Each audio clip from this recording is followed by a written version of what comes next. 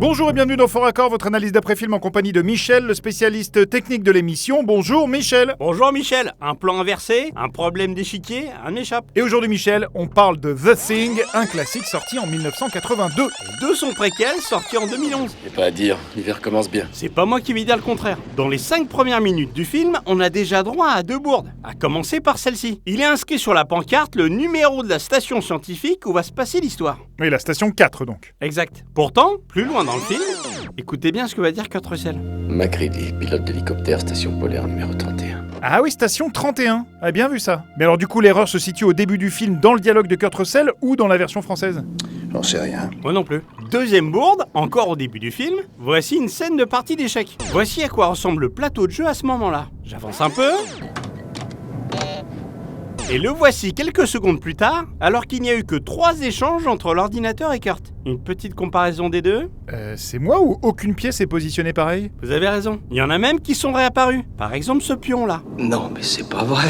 C'est dingue. C'est pas le plus dingue, croyez-moi. Maintenant, une belle boulette dans la version française. Regardez ce qui va s'inscrire sur l'écran d'ordinateur et écoutez bien ce que dit le comédien. Il avait pourtant qu'à lire bêtement ce qui est écrit et prendre son chèque. Mais non. 27 heures après premier contact. Ah oui, il dit 27 alors que c'est 27 000 quand même. Et en même temps, c'est bizarre de dire 27 000 heures plutôt que 1125 jours. Vous avez calculé ça de tête? Bah oui, pourquoi? Vous aussi, vous êtes HPI? Qui vous a dit que vous étiez HPI, Michel? Tata Claudia, c'est son métier. Quoi, elle est médecin? Pas vraiment, mais elle est dans le médical. Vous allez arrêter vos conneries, oui! Ouh, excusez-nous d'avoir des interactions sociales. Bon, j'avance un peu dans le film avec cette scène. Regardez bien les planches. Je regarde bien les planches. Elles sont clouées horizontalement. Ouais, en effet, ouais. Passons maintenant à l'intérieur de la bicoque. Surveille-le de près, de très près. Regardez ici. Ah, elles sont clouées verticalement. Et en ressortant, évidemment...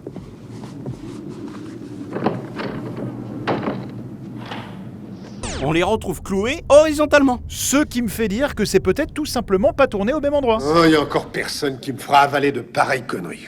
Les faits parlent d'eux-mêmes. C'est comme dans cette séquence du film. Attention, c'est une scène bien dégueulasse. Bon, alors faites pause. Attention avertissement, l'extrait suscité est réservé à un public adulte averti et peut nuire à l'épanouissement physique, mental ou moral d'une personne âgée de moins de... on dit combien? Je sais pas, 5 ans? The Thing, oui, bah on va dire 7 ans par sécurité. Oh, franchement, 5 ans, c'est bon, ça passe. Nous laissons donc le temps à notre jeune public et aux âmes sensibles de détourner leurs yeux de l'écran.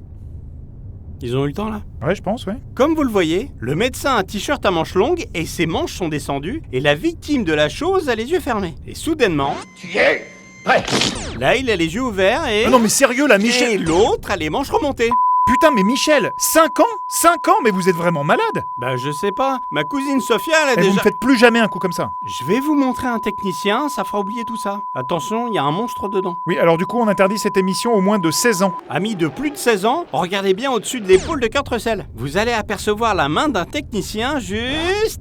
ici. Ah oui, bien vu ça. Il est prêt à stabiliser la créature. C'est de la merde, ton truc. C'est ton truc à toi qui est de la merde. Et jusqu'au bout. Oui, bah doucement Michel, je vais pas me mettre à dos toute la profession. Alors question, si vous étiez chirurgien, est-ce que vous feriez une opération sans stériliser la lame de votre scalpel en vous contentant de l'essuyer sur votre jean entre 2 interventions? Bah j'ai une question complètement débile, évidemment que non. Alors, sachant que la moindre cellule de la chose peut infecter quelqu'un, et qu'il vient d'utiliser le scalpel sur le doigt de son pote là... c'est logique ce geste? Non, c'est pas logique, vous avez raison. Et c'est logique de pas mettre de gants? Là, le mec, il a les doigts pleins de sang. Non, c'est pas logique, vous avez raison. Quelle absurdité, tout ceci est ridicule et ne prouve rien. Ça prouve que rien ne fonctionne dans votre petit film. Et je termine sur le premier, avec un plan tourné à l'envers. Tourner... Enfin, inversé, vous voulez dire? Non, tourné à l'envers. Regardez. Bah là, j'ai rien vu de particulier, Michel. Je vous la repasse au ralenti. Regardez bien ces débris, ils tombent au plafond. Alors je suis pas scientifique, mais ça semble défier les lois de la gravité. Ah oui, la vache, j'ai compris. En fait, le plafond, c'est le sol. Exact. C'est ingénieux quand même. Pas assez a priori. Je passe à The Thing de 2011. Le préquel, donc. Allez, vas-y. Et je commence avec cette scène. Le film se passe juste avant le film original. Mais ce que je viens de dire, c'est un préquel. Et on découvre que la glace a fondu. Oui, c'est à cause des réacteurs du vaisseau. Enfin, visiblement. Je suis d'accord avec vous, Michel. Sauf que dans le film original, Regardez, ils sont en train de poser des charges thermiques. ce sont des charges thermiques posées par des humains qui la font fondre. C'est pas logique. J'ai rien de mieux à vous offrir. Moi non plus. Bon, passons à cette dernière scène. Vous voyez les 2 véhicules ici et là?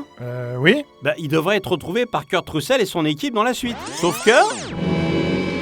il y a aucun véhicule visible là. Donc encore une fois, c'est pas logique. Alors vous en pensez quoi de ces films? On ne les regardera plus jamais de la même manière. Ouais, en effet, c'est des fois un peu le problème, Michel. Voilà, c'est la fin de cette émission. On se retrouve très bientôt pour un nouveau Fort Accord. Et j'aurais du lourd, il est très très lourd. Entre nous, je vous ai trouvé un peu dur aujourd'hui, Michel. C'est à cause de l'écho que me fait le film. Ah bon? Mais il vous fait quoi comme écho? Je voulais pas vous le dire. Je suis vraisemblablement mourant. Et vous avez quoi cette fois-ci? Un parasite inconnu. Inconnu de qui? De Tata Claudia. Et elle fait quoi comme métier? Elle est chercheuse. D'accord, mais en quoi? Elle cherche quand on a des problèmes de santé. Elle cherche quoi? Tous les symptômes. Elle se documente, elle recoupe, elle fait une synthèse. Mais elle cherche où? Sur Doctissimo, c'est l'une des plus vieilles des forums. Elle a un badge vermeil. Mais vous avez quoi, Michel? Bah regardez, vous voyez cette plaque rouge sur mon avant-bras? Elle a découvert que quelqu'un connaissait une personne qui avait un proche dont le grand-père d'un ami à son grand-oncle était marié à une femme dont l'arrière-grand-mère avait vécu avec un homme de 97 ans, dont le médecin généraliste, une femme, était mariée à un de ses cousins issus de Germain, dont le parrain entretenait des relations amicales avec un boulanger, dont la maman avait eu vent qu'une de ses voisines avait connu quelqu'un qui était mort de quelque chose de similaire. D'accord. Vous devriez quand même aller à la pharmacie, Michel. Hein, ils ont des crèmes pour l'eczéma.